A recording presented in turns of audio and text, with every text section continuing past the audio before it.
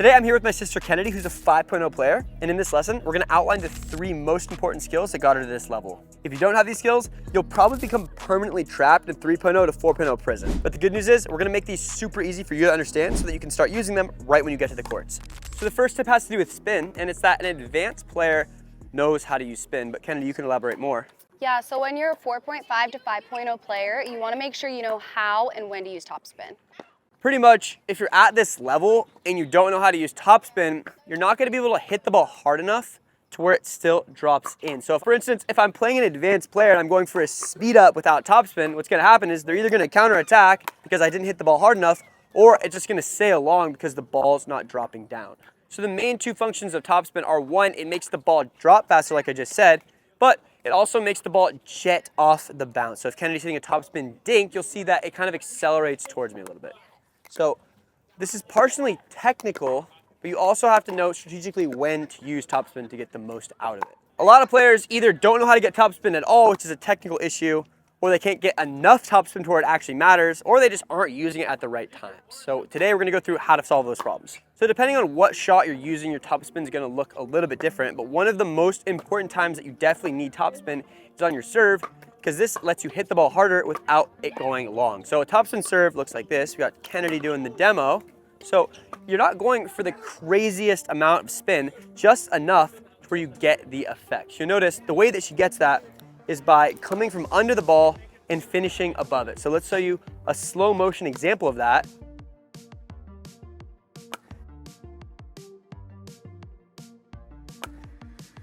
So the topspin comes from getting your arm below the ball, but also from doing a little bit of a windshield wiper technique. And with this technique, you want to try to get the ball deep so that obviously the power gives the person less time to react, but when you get it deep, the topspin off the bounce is going to jet into your opponent and it might mess them up. So they actually might miss-hit the ball because you're adding that spin. Let's show one more slow motion example. And honestly, a gritty paddle like this one is really gonna help you get topspin on your serve. Yeah, having a paddle with more grit is definitely gonna give you a little bit of an extra edge, but technique that you're seeing here is what's gonna give you topspin. So the grit's not gonna help you if you're not getting that slow motion technique that you just saw. The next time that you need to understand how to use topspin is on a speed up. So a topspin speed up, most players like these better on their forehand side, looks like this. So one of the keys here is that she's using more wrist. So she's not able to use as much of her arm on the shot, which I'm gonna explain later in the video. So she's using her wrist as the main source of topspin. So to show you a slow motion example of a topspin speed up, exactly. The next instance is on your drives where the technique is pretty much identical to your serve on a forehand. So you see topspin drive looks like this. And when you're hitting a topspin drive, 1, it's gonna prevent the ball from going long, but 2, it's gonna suck the ball down so that you can actually maybe get your opponent to hit the ball from below the height of the net or at the height of the net. So if Kennedy hits a good topspin drive at me and it's low, there I'm literally hitting it at the height of the net and she can move forward. So it's essential if you like to play aggressive in the back of the court, because if you're playing a better player and you're giving them higher drives, they're either gonna let it go long or they're gonna take advantage of it by hitting it hard. And just like on the serve, having this paddle with extra grip is really helping me get this topspin on the shot, but I still need to have the right form. So here's a slow motion example of the topspin drive technique.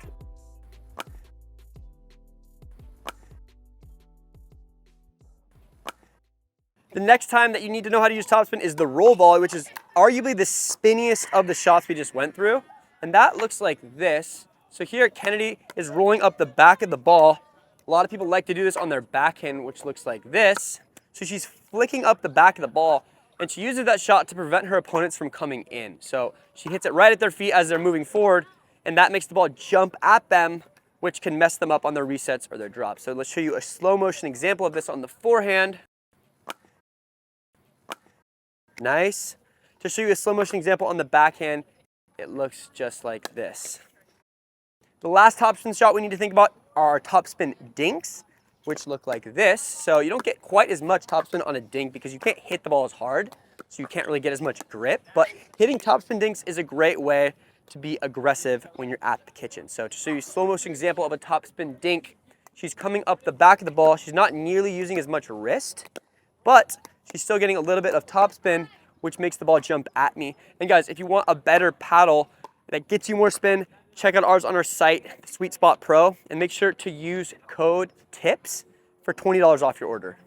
So to learn this technique of using topspin, it's a little different stroke by stroke, but where you should start is at the kitchen, dropping the ball to yourself, trying to see if you can hit a topspin dink. So on a topspin dink, I'm literally dropping the ball to myself, and I'm getting my power from rising with my arm. So I'm not using my wrist yet here. So Kennedy, let's see you do it. She's really just emphasizing that topspin motion, and depending on where you are with learning topspin, you might get more or less, but what you want to do is rise up the back of the ball and see if it's spinning away from you. So at this speed, you can very visibly see if you're getting that topspin, and you should be able to feel it. Once you can do it with a dinking technique, I want you to challenge yourself and try to do it with a flick technique. So these are the two ways that you can get topspin. With the flick technique, I'm gonna toss it to myself out of the air and use only my wrist to get topspin. So let's see you do that, Kennedy. Toss it out of the air. Exactly. So when you're hitting a speed up or a roll volley, you're generally using the flick technique where you're rising up the back of the ball. They're both different, but you're going for the same result. With the flick technique, you'll definitely get more topspin. When it comes to your serves and drives, you're using a combination of the rising technique and the flick technique. So when I hit a serve, I'm not flicking quite as hard as I do on a roll volley, but I'm still getting a little bit of this action and a lot of the rising action. So let's see one of those, Kennedy. Do you have anything to add there? Yeah, you guys, it's really important to be making contact out in front because it's a lot easier to get topspin when you're making contact out in front rather than when it's behind you. So whenever you're hitting a ball, you want to try to get it out in front if you can, because it's a lot easier to get topspin from this section because you have more mobility to rise. If you're hitting it from behind you, a lot of the time you're better off just slicing it, and it's just going to be tough to be consistent with topspin from back there. As for when you should use topspin, pretty much on 90% of aggressive shots in pickleball, using topspin is just going to make it a little bit better. So for me, if I'm going for an aggressive dink, I'm using topspin. On a speed up, I'm using topspin. My drives, always using topspin. You have anything to add, Kennedy? Yeah, whenever I'm trying to be a little bit more aggressive, I'm always going to try to use some topspin. Even if I don't use too much, it's just going to help keep that ball down. Exactly. It just gives an extra kick that makes things a little bit more effective. So if you're just getting the hang of it and you're not super comfortable with topspin, you might not feel the benefit, but know in the long run, it's going to make your shots 10% more effective, which is how you're going to be able to compete with other 4-5, 5-0 players. When you get to that higher level though, all the players that you're playing against are also going to be able to hit hard and use topspin. So our next tip is that to get to that level, you need to be very good at responding to power. So when I play Kennedy, who's a high level player, and I hit hard at her, she's always able to respond and do what's called counterattacking. So she's either going to be able to counterattack or just block the ball back depending on how hard I hit it at her.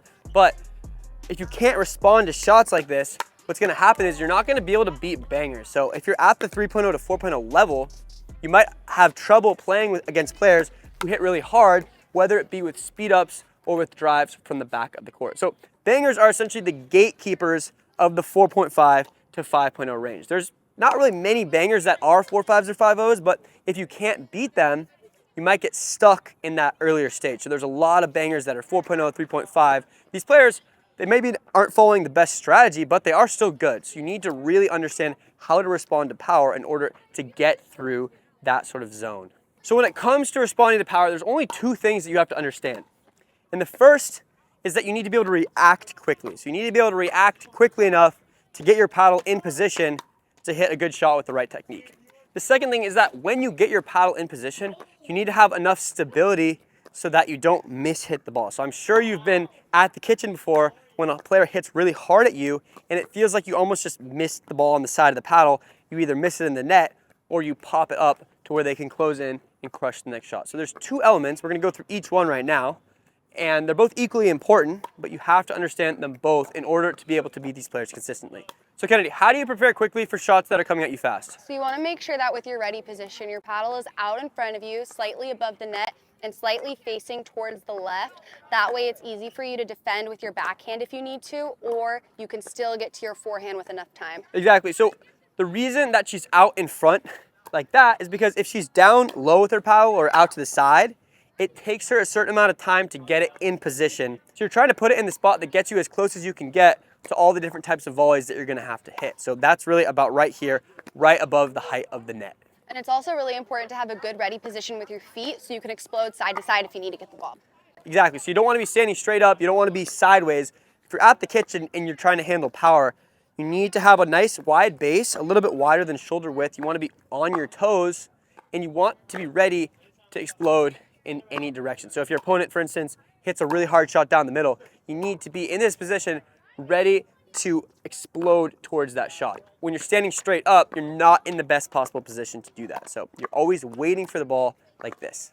In terms of technique, you don't want to make the mistake that Kennedy is going to do on purpose here, which is she took a big backswing. So Kennedy, show them how to do a good backswing. What does a good backswing look like when you're handling power? Exactly, you want it to be very compact so that you don't have to spend too much time getting your paddle back. So if I'm hitting a slow volley, maybe I'm hitting a roll volley or like an overhead where I'm smashing it, there I have enough time to fully take a big swing. But on a speed up or a drive, Kennedy doesn't have that amount of time, so she wants to keep things as compact as she can. She still wants to get a little bit of power. She wants to keep things as compact as she possibly can so that she gets there fast enough to hit a good shot that hits the sweet spot of the paddle. The next part though is the stability. So Kennedy, show me what you wouldn't do when someone hits hard at you when you're hitting a volley. So if you see there, she used her topspin technique that she would use on a roll there, but the issue is that when someone hits hard at you, you don't have enough stability to be going for a shot like that. So when you're hitting a roll volley, you probably have a really loose wrist that you're getting that snap with. When you're hitting a volley like this, where you're defending power, you need to have a stiffer wrist because you might hit the ball off center. And when you have a stiffer wrist, it actually makes your sweet spot get a little bit bigger because you're squeezing it tighter, the paddle's gonna shake less in your hand. So it gives you a better ability to defend against power. So that's how you get more stability, partially by not taking a big backswing. You also need to be holding the paddle a little bit tighter. So this is one of the only times where you're holding the paddle tighter. I'd say here you're holding at about a 6 out of 10 in terms of tension. So don't squeeze it as hard as you can, but when you're defending against power, depending on how hard your opponent hits at you, you need to squeeze it a little tighter. And guys, having a stable paddle is really gonna make this a lot easier rather than if you're using like a cheap Amazon paddle, it might be a little bit trickier to have that stability.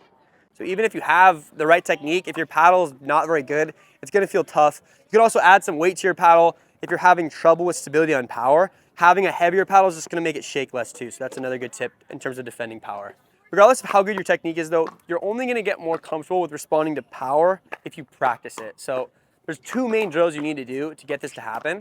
First is just the dink game, where we're dinking half court, and at any time, someone can choose to speed up where you need to either counterattack or hit it into the kitchen. So this game is good because you're not really sure when your opponent's gonna speed up, so you need to get used to that surprising element. So at the kitchen, a lot of what makes responding to power hard is how surprising it can be. So this is what we call deception, which we're gonna go over later.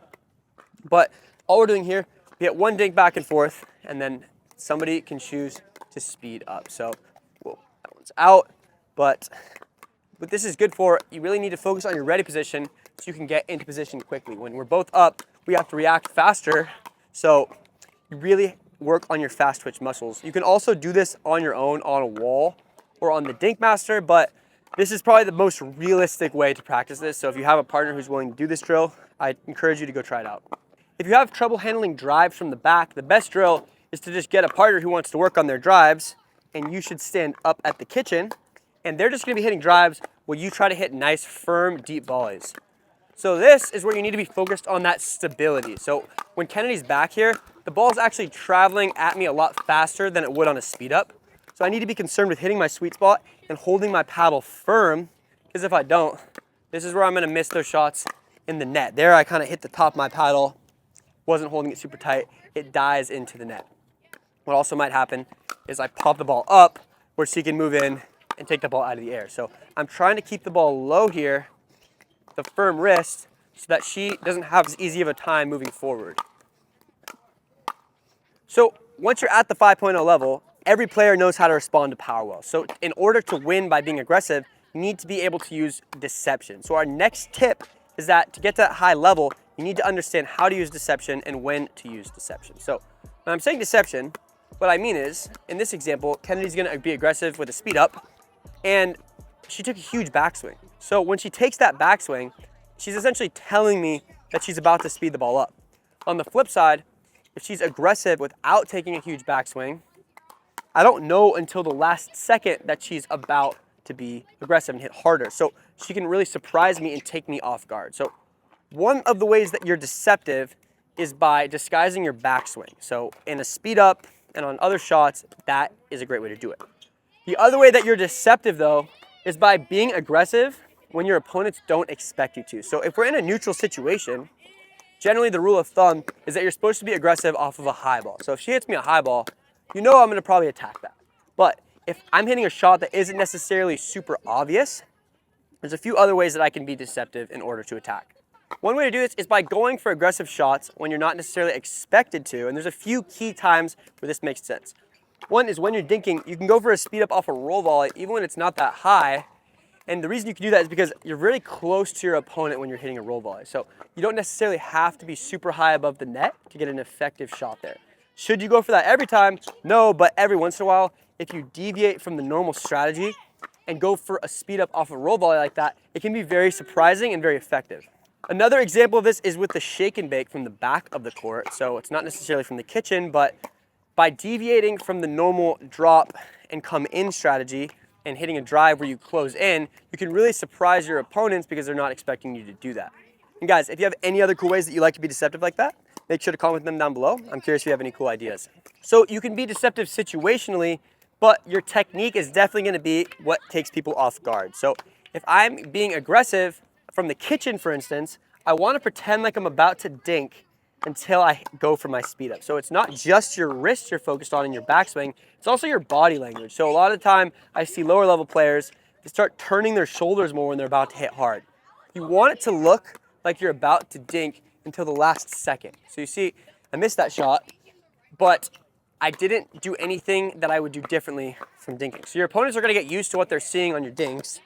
So if you do something different, you're gonna send an alert signal to their brain. So what you want to do is keep it the same until the last second. So everything in my technique is like a dink until I go for that acceleration. Another thing to think about with body language is if you're going cross court and then accelerating down the line, which is a very, very common way to do it, you want to pretend like you're about to dink cross court again. So even with where I'm looking, if I'm going to accelerate down the line, I want it to look like I'm gonna go cross court until the very last second. So with my footwork, how I do it on a dink. So when I dink cross court, I sort of lean my body through it.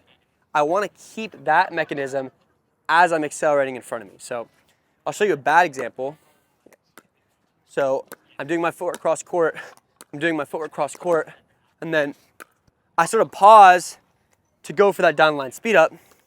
So a good example would look like this. I'm using my footwork to dink cross court, doing the same thing every single time.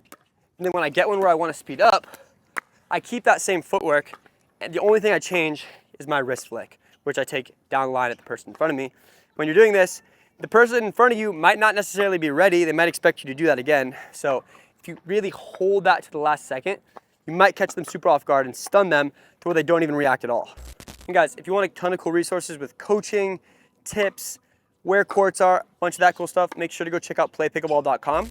Otherwise, in this next video, I go with my other sister, Kimmy, and I teach her how to get to the 4.5 level from scratch. So if you're someone that's looking to get there, highly recommend watching that.